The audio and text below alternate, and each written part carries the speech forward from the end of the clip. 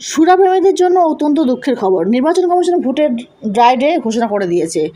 মদের দোকান থেকে পানশালা, বার ভোটের 24 ঘন্টা আগে থেকেই বন্ধ রাখতে হবে, এমনটাই জানিয়েছেন নির্বাচন কমিশন। বঙ্গে এবার 2 দফায় ভোট, আর 4ই মে ভোটের রেজাল্ট ঘোষণা হবে। মূলত কোন কোন দিন কোন সময় খোলা থাকবে তা জেনে নিন। এর আবহের মধ্যেই ড্রাই ডে এমনটাই ঘোষণা করা হয়েছে। বন্ধ থাকবে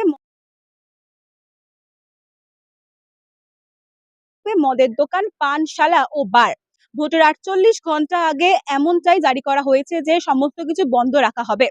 প্রথম দফায় ভোট অর্থাৎ 23শে এপ্রিল কিন্তু প্রথম দফায় ভোটের জারি হয়ে গেছে, এবং সেই কারণের জন্য কিন্তু 21শে এপ্রিল থেকে শুরু করে 23শে এপ্রিল সন্ধ্যে 6টা পর্যন্ত বন্ধ থাকবে মদের দোকান, পানশালা ও বারগুলি।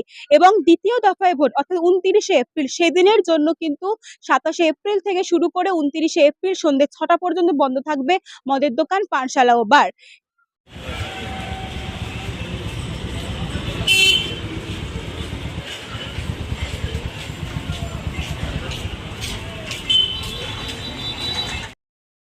এমনটাই না, 4 মে যেদিন ভোটের রেজাল্টের গণনার দিন, সেদিনকে কিন্তু সারা দিন ব্যাপী বন্ধ থাকবে এই মদের দোকান, পানশালা ও বারগুলি।